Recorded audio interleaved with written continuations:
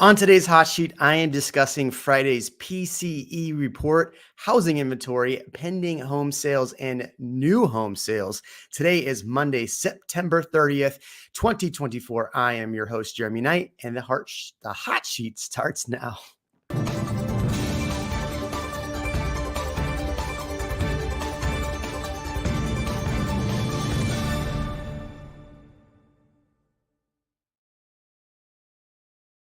Welcome in, everybody. I'm excited about today's hot sheet. There's a lot of great information coming in here today.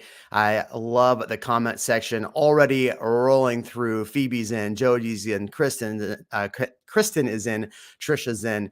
Welcome to the hot sheet, the industry's only live daily news show on the internet, brought to you exclusively by BAM. The hot sheet covers what you need to know about the real estate industry in a 24-hour period. For access to the charts and slides we'll be reviewing today and every day, sign up for BAMX. This is where you get access to all the hot sheet daily downloads, courses, biweekly masterminds, and BAMX community. Use the hot sheet code Jeremy for 10% off your subscription at the link in the description. I've been told it is the best link and will provide you endless amounts of information and energy. So I love it. And don't miss BAM Mania happening in Las Vegas on October 18th. There are a few VIP tickets left, so make sure you get that. Tickets are at bammania.com. Okay, so we got a lot of information here about PCE and all of that fun stuff. I want to get to it right now. Tell me where you're tuning in from, because again, I live off the comment section. I want to hear how you are doing. If you're in one of those areas that was hit by the hurricane, I want to hear how you're doing. Apparently, there's a lot of people still without power. Marissa's here. Oh, Marissa, I'm so glad you're here. She was on my Friday mastermind on Fridays, and it was great. Okay. Personal income and disposable income, the consumer spending, all increased by 0.02%.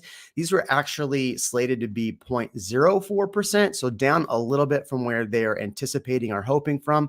With PEC price index rose 0.1%, indicating stable growth in both income and expenditures. I think we got some awesome charts for this as well. We're going to put those up right now. The PCE index, so it's price. I got to pull it back up. Here we go. So I can give you the exact term, because we always hear what this is, but I never put it two and two together. Personal consumption expenditures is what PCE is. And when we say DPI is disposable personal income, and then personal income PI. Okay, so the PCE price index, the Federal Reserve preferred inflation measure, rose 0.01% in August 2024, bringing the 12-month inflation rate to 2.2%, down from 2.5% in July. And that is the lowest since 2021. That is good news, because obviously we want to get down to that target 2%. It is still higher than the 2% that we would prefer, or the Fed would prefer. Obviously, that doesn't mean that prices have necessarily come down either, because, you know, with inflation, things rose drastically. And I don't know if you're paying attention to this dock worker strike that's pending. So we may see prices on things go up again, depending on what happens with this dock worker strike. So interesting there. Excluding food and energy, the core PCE index increased by 0.01% for the month and 2.7% year over year. The inflation numbers were slightly lower than Wall Street's expectation, with a forecast of 0.01 monthly increase and 2.3% year over year for overall PCE. I want to read to you a quote that I read by Chris Larkin, managing director. He says, "All quiet on the inflation front. Add today's PCE price index to the list of economic data landing in the sweet spot. Inflation continues to keep its head down while economic growth may be slowing. There's no inflation. There's an indication it's falling off a cliff." So good information there. I'm sure the Fed wants that to still keep coming down to 2%. So excluding food and energy, the core PCE was increased 0.01%. Personal incomes did increase. Now, they wanted this to increase. If you look at it, they've been increasing 0.04. They increased 0.02%. So personal income has gone up a little bit. by $50.5 billion at a monthly rate in August. Disposable incomes are up. They rose to 34.2 billion, up 0.2% as well. Again, they were hoping that to be around 0.3%. Personal consumption expenditures, PCE, grew by 47.2 billion, also a 2% or 0.02% increase. The PCE price index, and here, if you look at this chart, you can actually see it has been going down month over month over month over month since 2023, when we saw huge increases. So this is really good to see. Real DPI and real PCE both grew by 0.01%, with goods spending up less than 0.01. There was a really cool chart, Haley, if you want to pull that up, where it was showing vehicle prices going one way. If you want to pull that one up, I really like that chart. Here we go. So what's great about this is if you look, you have motor vehicle expenditures are 14% the opposite direction, while you have housing utilities to the right as an increase. Now, housing and utilities, we know we've talked about on the hot sheet, and I talk about quite a bit. You still have all of the things like property taxes, you still have insurance, and all of these things going up in homes. Tell me if that's impacting your buyers. In fact, I want to hear from you. Over the weekend, were you writing contracts this weekend? Because we're going to get into some pending sales data here in a minute. And I'm just curious, are you seeing more pending sales? Are you seeing more activity with the drop in interest rates over the last couple months, or last month, really? Okay. Goods prices increased 0.02%. Service prices increased 0.02%. Food prices were up 0.1%, and energy prices declined 0.08. That's good. I think we're starting to drill more oil, so that's probably why you're seeing those prices come down. Year over year price changes. The PCE price index rose 2.2% for August 2023, while the PCE core, excluding food and energy, increased by 2.7%. Brian says, yes, more pendings. That's what we've been waiting for. So that gets us to our next topic here with Logan Mohtashami's weekly housing market tracker, showing lower mortgage rates in September 2024 have stabilized the housing demand, leading to a firming in pending home sales and purchase applications despite seasonal declines.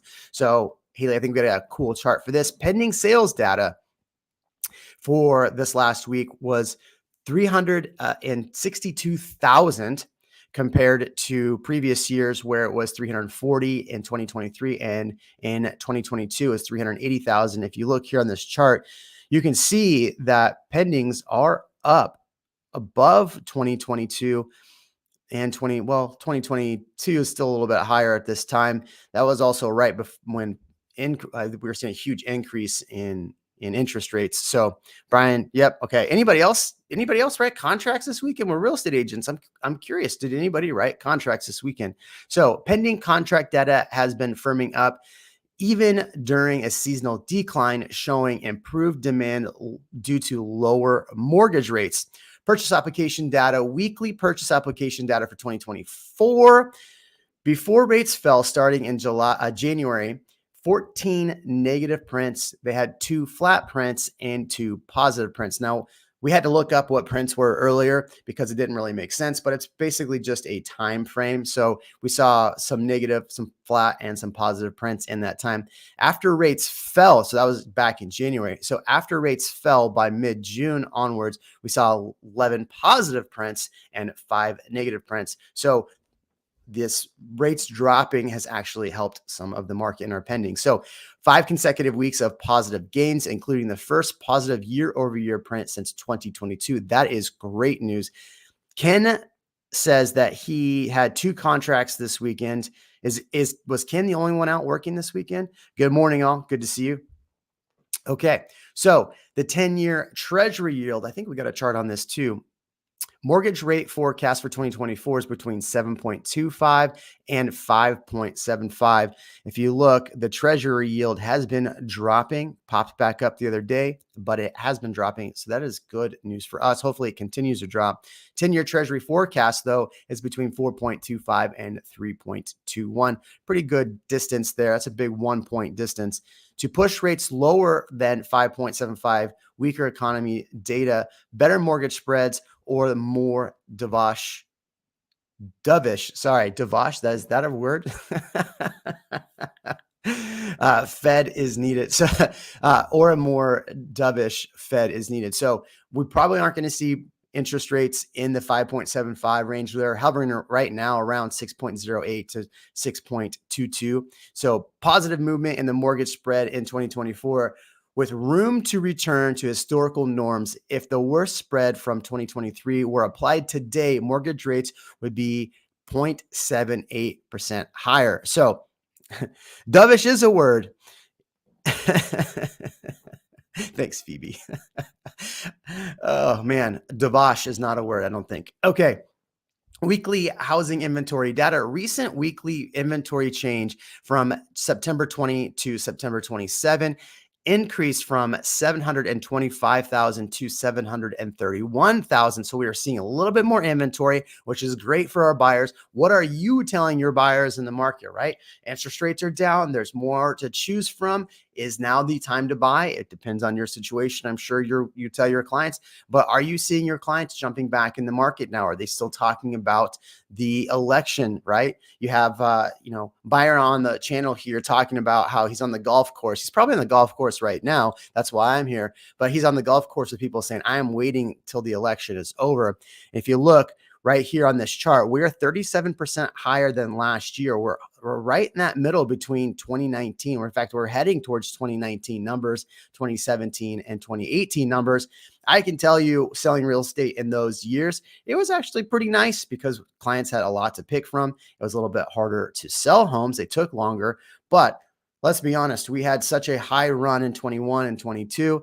It's only inevitable that we would see, a slowdown or homes not selling as fast. So positive movement in the mortgage spread in 2024 with room to return to historical norms. We are excited about that. Weekly housing inventory data. We started going through this. Lost my train of thought there for a second. All-time inventory was at the bottom in 2022 at 240,000. So if you think 240,000, we are way high compared to inventory at the bottom at being at 731,000. Yearly inventory peak of 2024, which is this month, 731. Active listings for the week was in 2015. So the highest was almost 1.2 million back in 2015. So we're still a far cry from those 2015 numbers. All right, listing data, new listing data, new listings for the same week over the past 3 years. 2024, we were at 63,000. 2023, we're at 56,000. And 2022, we're at 59,000. As you can see on this chart, we are still higher than those 2022 and 2023 numbers, which is great, right? It's great for buyers. It's not as great for sellers.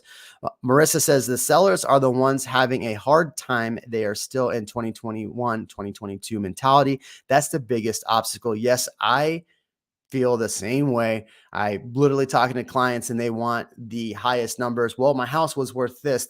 So it should be worth this, right? Not knowing that, especially here in the Austin market, we're down about 22% from the peak of 670,000. Now we're down in the 580 number. Don't feel discouraged. My buyers are also on the fence, is what Marissa says. Awesome. Okay. So price cut percentage, I think we got a chart for that. Price cut percentage, we're at 39%. If you look at this, 39%. The high was in 2022 at 42%. Because remember, 2022 prices were going like this on a rocket ship up and like May hit. And all of a sudden they went really straight down. So we saw a lot of price drops in 2022 trying to catch back up to where that market was. So we're still around 39%. We're below price cuts of 2022. We're around where 2023 was. What do you think? Are you still dropping prices for your listings? I know there are certain markets that are still seeing multiple offers. On my YouTube channel, a lot of people will comment that they're still seeing, they're usually buyers, right? They're looking at our market. They're commenting on my YouTube channel saying, yes, we are still in multiple offers in like Pennsylvania and other places. So you tell me in the comment section, are you still seeing multiple offers? Okay, let's get to pending home sales. They rose by 0.6% in August 2024, driven by improved housing affordability from falling mortgage rates, with gains in the Midwest, Southwest, and the West, but a decline in the Northeast. Pending home sales, monthly change pending home sales increased 0.06% to 70.6 in August 2024. That's off an index of 100. So we're still kind of below that 100 mark. An index of 100 is equal to the level contract activity of 2001. So we are at the contract level of 2001, which, not too long ago, I think was a little bit below that. So year-over-year change nationally, pending transactions dropped by 3%. Pretty awesome. I think we got a cool chart for this too. Regional breakdown. Contract signing rose 3.2% to an index of 70, down 3.6 year over year. Here's a great chart breaking down the West is at 58.0. You have the Midwest at 70. You have the Northeast at 61.6. And then the South banging that drum at 83.6. So pretty interesting numbers there. It's just showing you that, look, rates coming down are helping some of our clients get back out there, but we do still have a lot of inventory. Factors influencing this data: mortgage rates fell to 6.5% in August, contributing to a slight rise in contract signings. Affordability. Some affordability has improved. I know they hasn't really improved that much in the Austin area, though contract signings remain near cyclical lows despite rising home prices. What are the observations? The observations are contract signings grew in both the most affordable Midwest and most expensive West regions. The Federal Reserve anticipated rate cuts have helped lower mortgage rates, contributing to the uptick in home sales. Okay, NAR Chief Economist Lawrence Yun, what does he have to say with all of this? A slight upward reflects reflects a modest improvement in housing affordability, primarily because mortgage rates descended to 6.5% in August. However, contract signings remain near cyclical lows. In terms of home sales and prices, the New England region has performed relatively better than other regions in recent months. Contract signings rose in both the most affordable and most expensive Midwest and the West. The Federal Reserve does not directly control mortgage rates, but the anticipation of more short-term interest rate cuts should and has pushed long-term mortgage rates down to 6% in late September. On a typical $300,000 mortgage, that translates to approximately $300 per month in mortgage payments, which is roughly for the year about $2,500 a year. So there is a $2,500 a year savings with just getting rates down. That is awesome.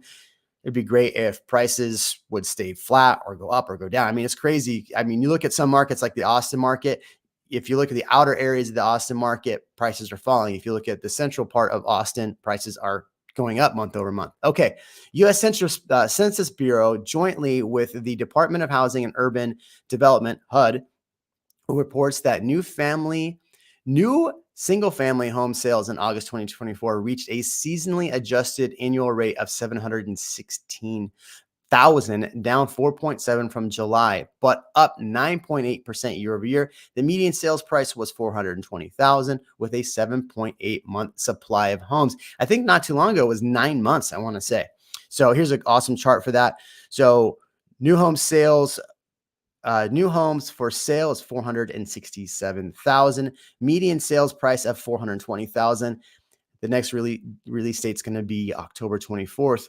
So that's good sign that inventory for new sales, people are buying new homes. I mean, I know these new home builders in the Austin area are offering a ton of incentives still.